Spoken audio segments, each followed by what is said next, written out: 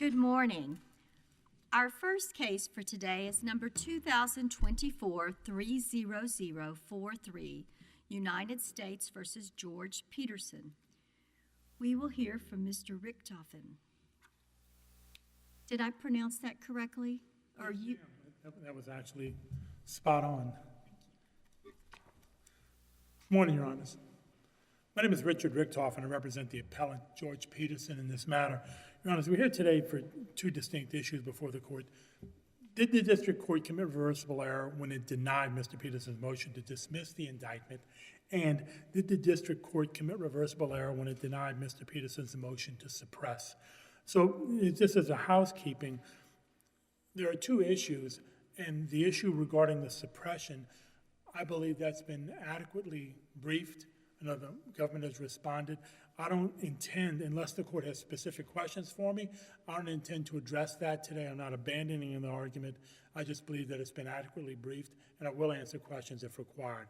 I believe the Second Amendment issue is a little more pressing, and so I'll focus my time on that, if that's okay to the court. And we use the word silencer quite a bit. Shouldn't it be suppressor? And that's what I was about to say, Judge. That, we use the word silencer in the statute and in the briefs, but it should be suppressor because it's not like in the movies. The statute has the word silencer? I believe one of the statutes has, Yes. no, it says suppressor or muffler. It says suppressor. And so, but to call it a silencer is a misnomer because. But we know that things don't silence weapons and that's a colloquialism. And it's my People who understanding know guns know that it's called a suppressor. that So even let's move on. with a suppressor, it can still be heard 60 to 90 feet away. Yes. So regarding the sole issue that I'm going to be arguing this morning, did the district court commit reversible error when it denied Mr. Peterson's motion to dismiss the indictment?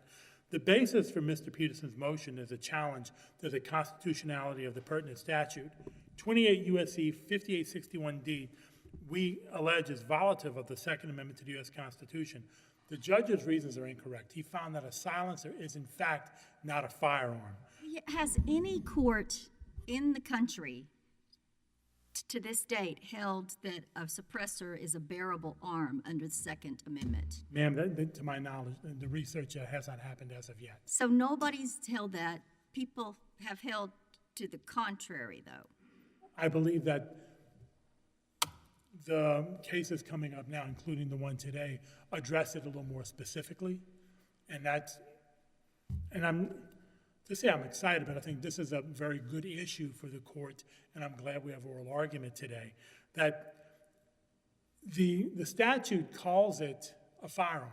It calls it a firearm. It's in 28 U.S.C. 5845, defines firearms. A7, it calls it a silencer. It says silencer in the statute as a firearm. In fact, it's right after A6, which is a machine gun. So A7, and it says, as defined in 18 U.S.C. 921, 18 U.S.C. 921, A3C, any firearm, muffler, or silencer.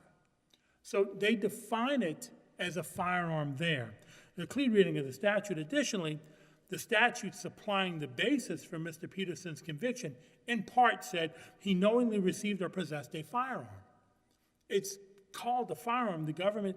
So the statute refers to it as a firearm. So you're saying, therefore, it's a bearable arm. That is correct. Constitution. Is that a leap?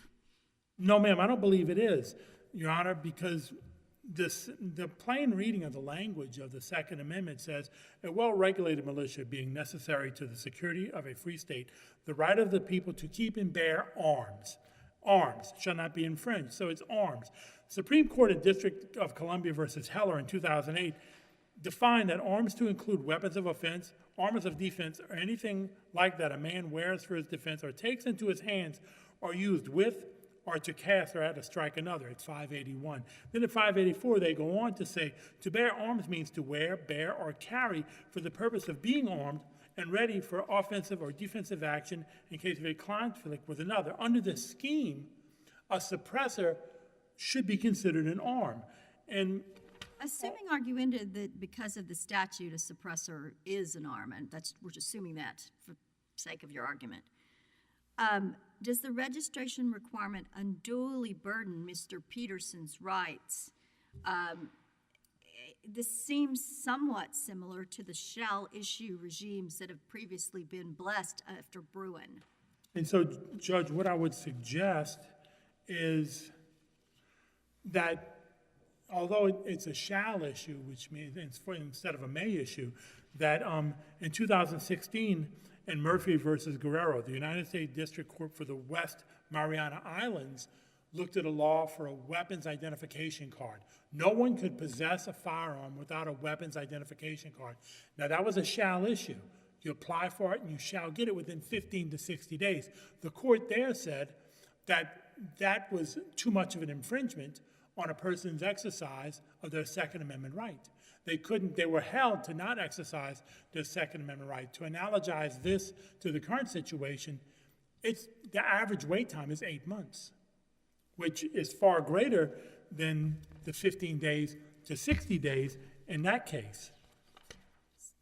So where does it say that the wait time is 8 months? Judge, there is, give me one moment.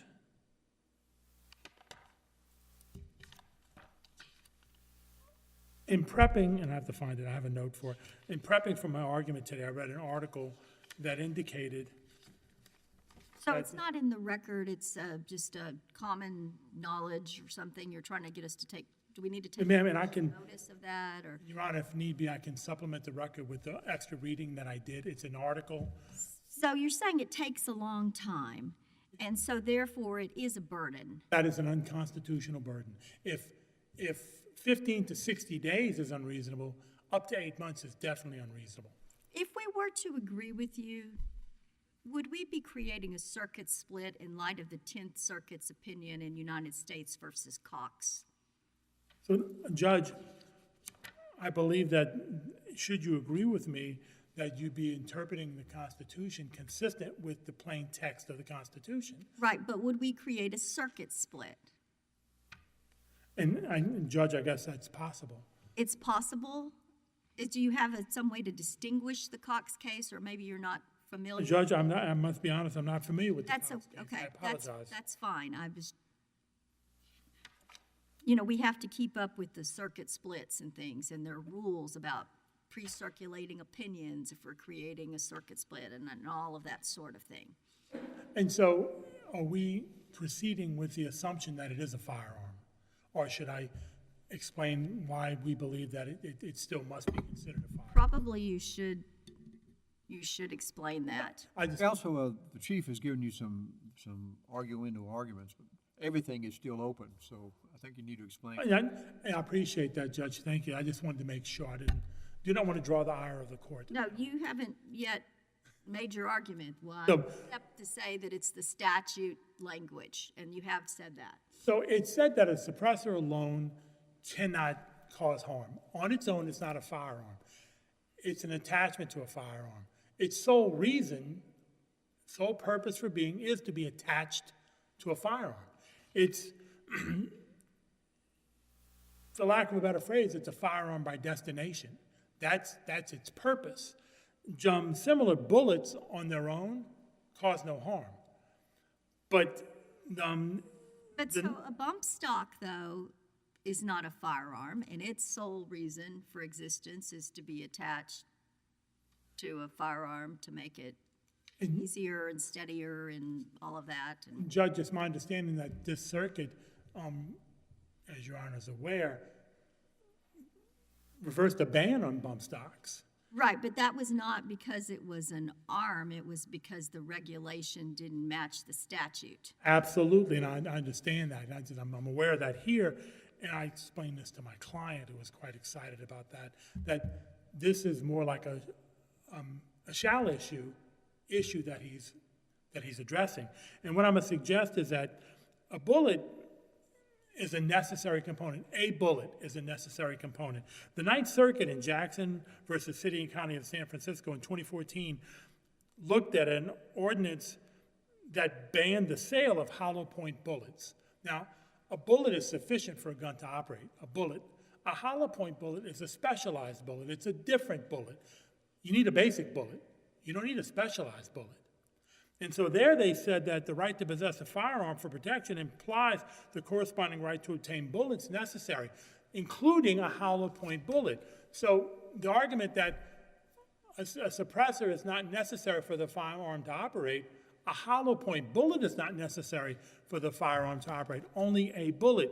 Additionally, in 20... Have said that a hollow point bullet is considered a firearm?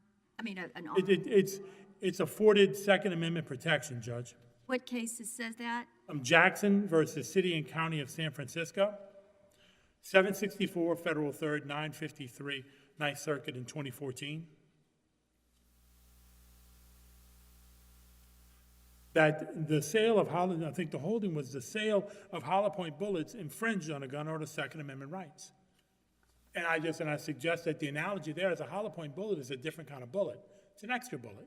It's not just a basic bullet, which is all you need. Additionally, in Izell versus City of Chicago, here it wasn't even an item. It was the privilege to go to a shooting range.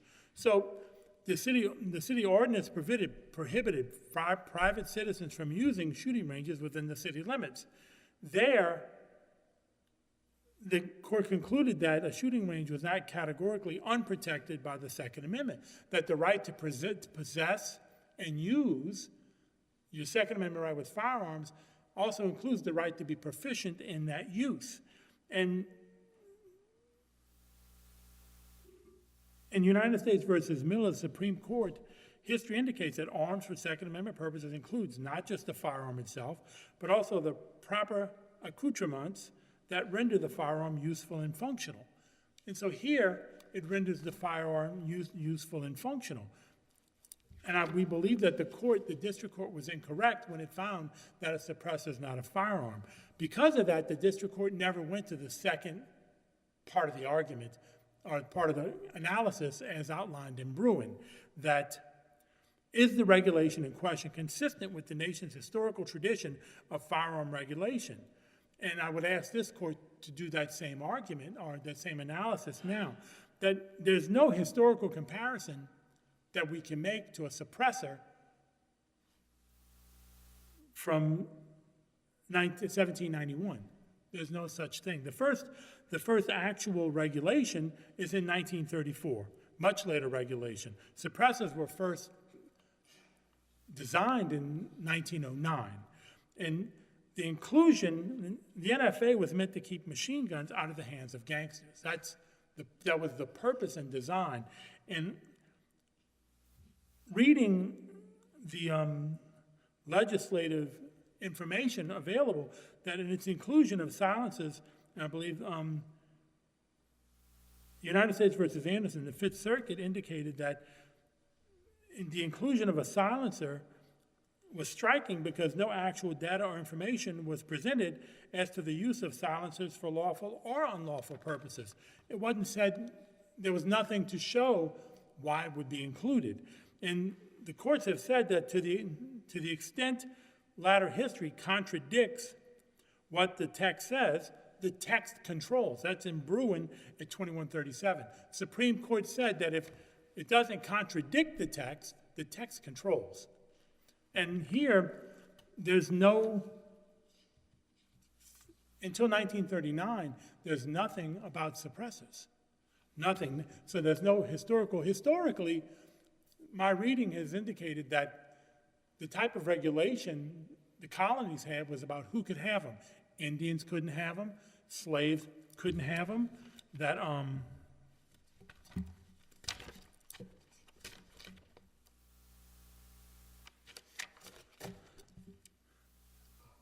it was in South Carolina, 1943, required guns to be carried for protection against insurrections and other wicked attempts of slaves.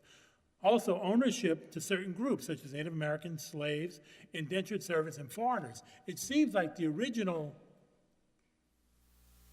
scheme of gun control was citizens. Our people, we want our people to have the guns. American citizens, they can have the guns. And it was, reading indicated that upon appearance here in the United States, then, if you had a gun, you had to register who you were that you had a gun. Could I ask you a quick question about the probable cause for the multiple filing requirement violation. Was there in fact probable cause for that? And so, Judge, it's my understanding that the agents went there and purchased several guns, and the multiple firearm form was not filled out. What I'm suggesting is, and I see that if I can finish my thought, I see that I'm almost out of time. No, please go ahead, and that's the second thing you argued about in your brief, and I want to make sure we. And so the argument is that the suppression issue, it was a paperwork issue. They were aggrieved that Mr. Peterson, as an FFL, did not do the proper paperwork. So when they ascended upon his house, they seized paperwork, which I concede is okay. They seized computers, which once again goes to paperwork and record keeping. Then they proceeded to seize his inventory, over $500,000 worth of inventory. They seized his personal guns. Right, but if probable cause existed, then they could do that. Well, and once again, the probable cause for that is speculative at best. Mr. Peterson may or may not have filled out those forms, but the agents, based upon their purchases, they indicated there were straw purchases, and reading the warrant, that's not really supported by the warrant. They indicated several things in the warrant, and that's one of So our... you don't concede that, and you think that's very much up for grabs. That is correct, Your Honor. Thank you. You've saved time for rebuttal, sir. Thank you, ma'am. Mr. Berman.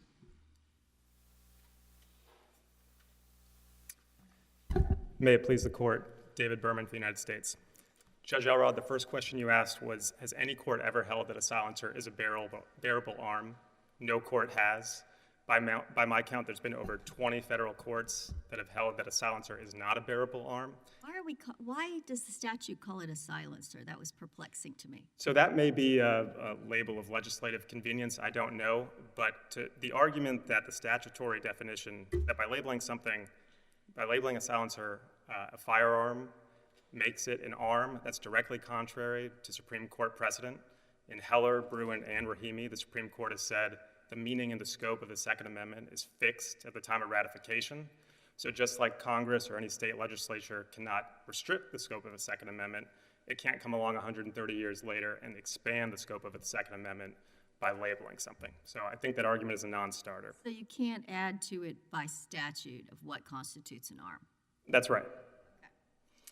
And and your best cases for that, you cited several cases just now. So Heller, Bruin, and Rahimi have all said that the scope of the Second Amendment codified a pre-existing right, and its scope, the scope of the Second Amendment is the scope it was understood to have at the time that people adopted it. What about the argument that other accoutrements of weapons could count as bearable arms, such as hollow point bullets and things such as that?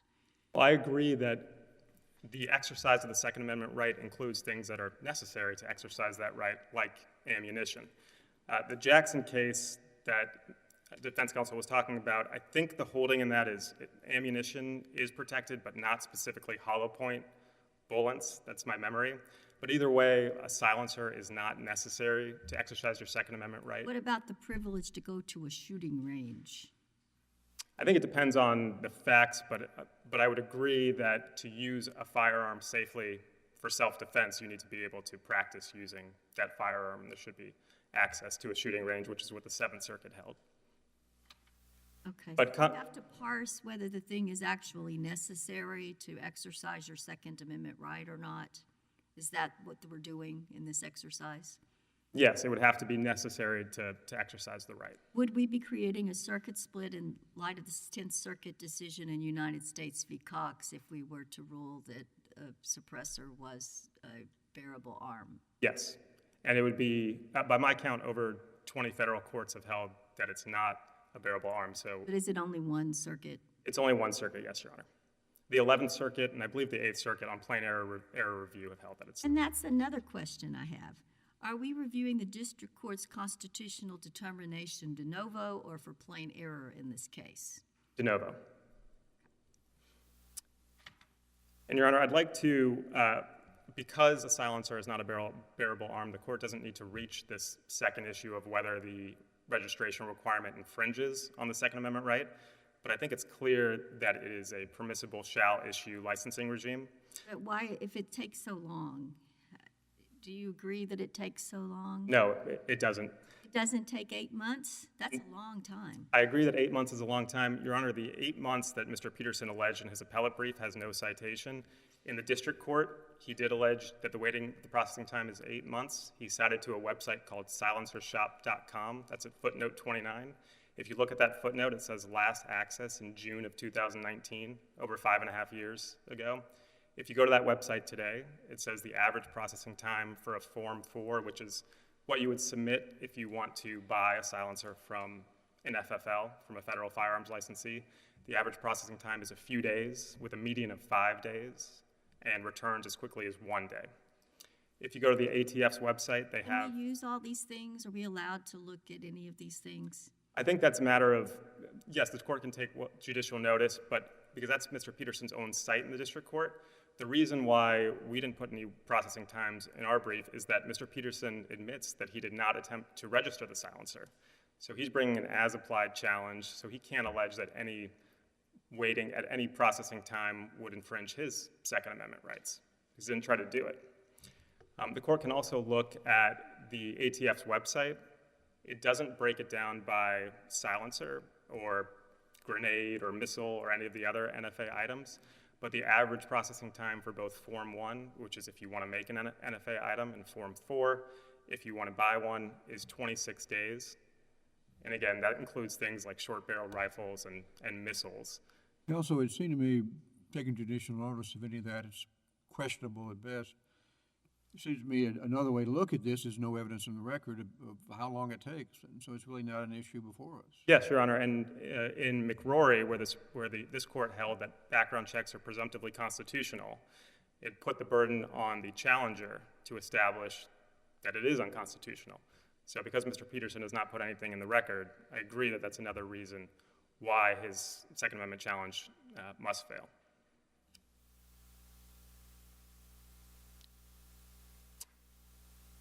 And if there are no... If we were to reach that issue, if we wanted to reach the unduly burdensome issue, you've just said that there are not facts to show that it's unduly burdensome. But would we analogize to the shall issue regimes blessed by Bruin? Yes, so McRory was actually dealing with a federal background check, and it said that's presumptively constitutional. Here, that's what this licensing regime is. It's the same questions you would answer on one of those background checks. Are you an alien? Are you a felon? Have you been committed to a mental institution? The only additional requirements are your fingerprints and a photograph and the $200 tax. So it's exactly the type of background check that this court has already held as presumptively constitutional. And because there's no evidence as to the waiting, to the processing times, Mr. Peterson cannot succeed. Is it true that if probable cause existed for the multiple filing requirement violation, then the whole second issue would go away? Yes, and here we don't even need probable cause because we can rely on good faith, and Mr. Peterson has not ever brought up good faith, has not challenged good faith. And y'all relied on good faith throughout this proceeding? Well, that was our first line argument, but it's clear that there was probable cause here for all 4 offenses, and he does concede, I mean, you can just look at the district court brief and his appellate brief, he does concede that there was probable cause for the multiple sales reports. The Attachment B authorized the ATF to seize firearms and other weapons related to the selling of firearms. There is an argument in the brief opposing counsel that the information, in part at least, in the warrant application was stale. I think that only applies to one particular allegation in there. What is allegedly stale about the application? Mr. Peterson's argument is that because his federal firearms license was issued in 2018, and the evidence presented in the application in the affidavit was that he was illegally selling firearms from his home in 2022, that there could have been some intervening letter to the ATF or something of that effect where Mr. Peterson admitted that he was going to violate the law and sell firearms from his home, but he doesn't cite any kind of notice, and there's no evidence that there was any other notice given in that intermediate time. Sometimes we might not follow all the other courts. Could you address the Bruin analysis in the first instance, just in the text history tradition? Yes, so And I'm not foreshadowing, I'm just assuming, arguendo, that we weren't persuaded by the 30-some-odd other people who have in very fine courts who have dealt with this. I understand, Your Honor. So step one of the Bruin analysis is whether it falls within the plain language, the plain text of the Second Amendment. And that includes a few different considerations. One, is it a bearable arm that's in use for in common use for a lawful purpose like self-defense? That's all at step one, and that is the challenger's burden. That's what this court held in Rahimi. Of course, the Supreme Court reversed step two of Bruin, but it didn't impugn what this court did at step one of Bruin.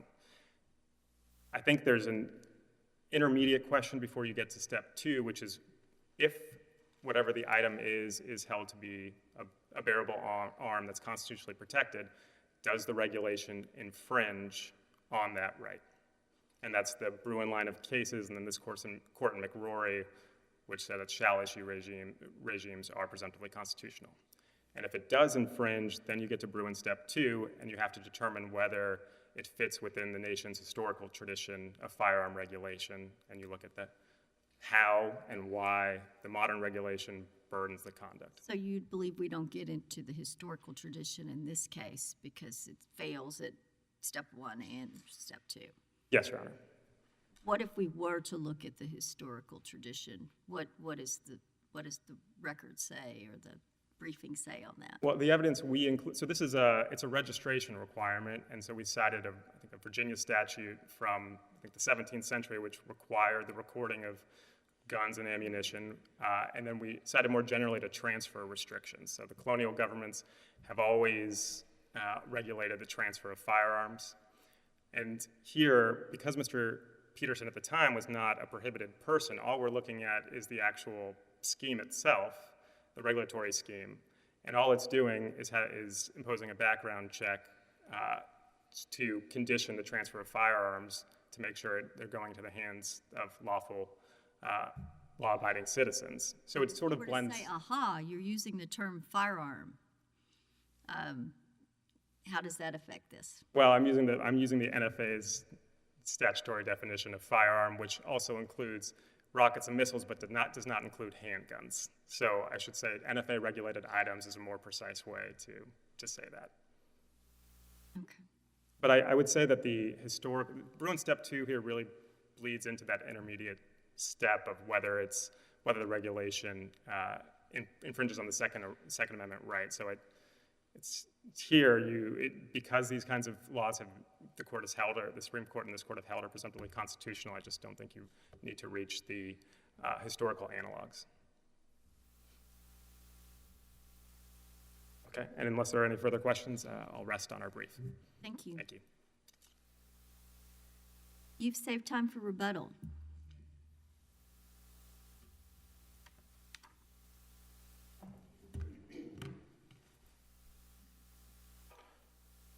Just, if it pleases the court, in no particular order. In relation to the suppression issue, because questions were asked about that, it bears noting that Mr. Peterson came to light or was noticed by the ATF because of a time to crime issue, which is the time between the sale of a gun and the inclusion or finding of a gun in a crime. So a gun is found in a crime, they do a trace of the gun, and they see that the gun goes back to PDW, FFL, and it was sold on this date, and it was in a crime on this day. A very short time to crime, a large number. During his, and once again, this is not in the brief, but it's part of the record, that during the hearing, the continued custody hearing, the case agent couldn't answer questions like, okay, so the time to crime, how many of those guns were involved in a second or initial crime between the sale and the subsequent crime, like a theft or a burglary, and he didn't know the answer.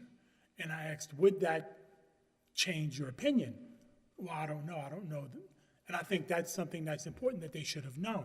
Additionally, in the seizure of the guns, Magistrate Roby said that in her opinion, based upon everything she heard, that the seizure of all the guns and all the weapons was a government overreach. And it bears noting that Mr. Peterson received all of his 95% of the weapons back, including his personal weapons. The muffler, the suppressor, was found in a safe in his bedroom in a closet, not with the other weapons. And it wasn't for sale, it was his own personal item. And I would draw attention to this, in this very court, in a concurring opinion, Judge Willett in Mock versus Garland said that the ATF can identify nothing in any historical tradition requiring an ordinary citizen to endure lengthy, costly, and discretionary approval process just to use an accessory that makes an otherwise lawful weapon safer. Additionally, there's no evidence of relevantly similar founding era regulation creating a lifetime disarmament for an individual who failed to fill out paperwork and pay a tax. And so I believe that that's important on the suppression issue. And Judge, expanding, I love what I do. And I worship at the altar of the court because this is important. In the legislature, they legislate. It's not, in my opinion, humbly, it's not this court's job to legislate. It's a job to interpret the Constitution. The way you get in here is constitutional question, federal question, diversity. That's it. And so this is a constitutional question, and I believe it is the court's duty to look at constitutional issues, because the Constitution, if we take the government's argument that what the Constitution says and that's all you get, well, some several hundred years later, that doesn't work. And the Constitution is a living and breathing document because of the individuals who interpret it, all the districts and the individuals who grade the district's paper, the Supreme Court of the United States. That's who interprets the Constitution. And I suggest to the court that this issue is ripe, and it's ripe for the court to decide that this statute is unconstitutional, that a firearm based upon the whole, that a suppressor based upon the scheme that's laid before the court and what the districts have said should be considered a firearm, a bearable arm. And if it's not, it should still be afforded the protection that the Second Amendment offers. And the courts, and although the government never reached that argument, saying that it's a dangerous instrument, dangerous and unusual, it bears noting that large caliber magazines holding more than 10 rounds are far more dangerous than a suppressor, and they're only regulated in 14 to 50 states. Laser sights, which improves the accuracy of a firearm 100%. It's my reading of the law is regulated in Chicago. There are more regulations to just laser pointers than there are to laser sights on guns. And so I suggest to the court they can offer no evidence, statistical or otherwise, indicating that suppressors are unusual and dangerous, and I ask the court to grant Mr. Peterson the relief sought. Thank you very much, Your Honors. Thank you very much. We appreciate your argument today and the argument of the government's counsel, and it's been very helpful, and both arguments, and the case is submitted. Thank you.